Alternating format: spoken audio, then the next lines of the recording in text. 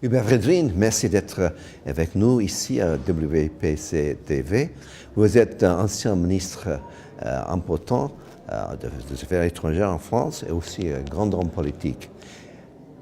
Qu'est-ce que vous pensez est l'impact de Donald Trump dans le monde géopolitique?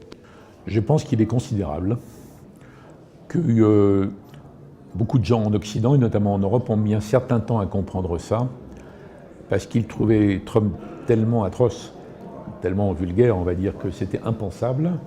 Et comme ça leur paraissait moralement impensable, ça leur paraissait politiquement impossible.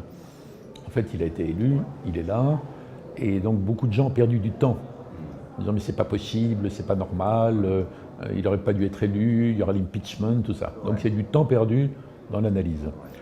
L'analyse nous conduit à constater que Trump n'est pas qu'un accident de parcours, c'est pas une parenthèse. Et alors il est excessif, exagéré, provocateur sur beaucoup de plans, mais il représente quand même quelque chose de l'Amérique. Quelque chose de permanent? Je pense, pas sous une forme aussi extrême, mais je pense qu'il y a quelque chose qui va durer même après lui. Par exemple, le fait que les classes populaires, au bout d'un certain temps, ne croyaient plus à la mondialisation, en disant c'est la Chine qui en profite, c'est pas nous. Tout le Middle West, toutes les classes moyennes blanches, travailleurs, ouvriers, Middle West, le fait que même les classes moyennes ont commencé à douter de ça, il y avait des signes bien avant, aux États-Unis, comme d'ailleurs en Europe, à partir du moment où les peuples n'ont plus soutenu autant qu'avant le projet européen. Donc ça venait de loin. Donc Trump n'est pas c'est pas la seule cause. Il est une expression, une conséquence, une caricature, et après un facteur aggravant. Mais c'est un phénomène qui se nourrit. Bon. Donc Trump a une importance considérable.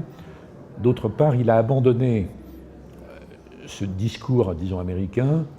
L'Amérique a toujours poursuivi ses intérêts nationaux, c'est normal, mais c'était enveloppé dans un discours général sur un monde meilleur, sur une communauté internationale, sur le monde libre, etc.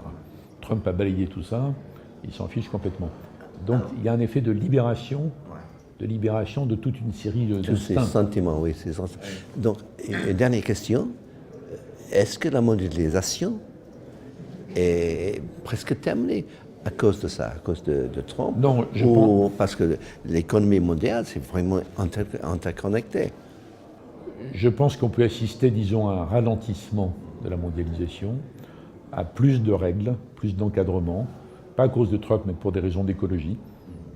La question numéro un, c'est pas la géopolitique, c'est l'écologie. Et c'est pas sauver la planète, sauver la vie sur la planète. Donc je pense qu'il y a énormément de règles qui vont se développer, qui ne vont pas s'opposer à l'économie. Je pense qu'il y aura une synthèse entre économie et écologie, ce que j'appelle moi en français l'écologisation. C'est un long processus, mais c'est une autre forme de mondialisation qui va continuer, parce qu'il faudra bien fabriquer des panneaux solaires, par exemple. Vous voyez, donc ça va continuer. Alors Trump aura été un moment de bousculade. À mon avis, ça complique la nécessité pour l'Occident de s'adapter à la nouvelle donne mondiale, mais je ne pense pas que ça change finalement le trend général. Et en tout cas, sur Trump, au bout d'un moment, il faut arrêter de s'interroger sur Trump.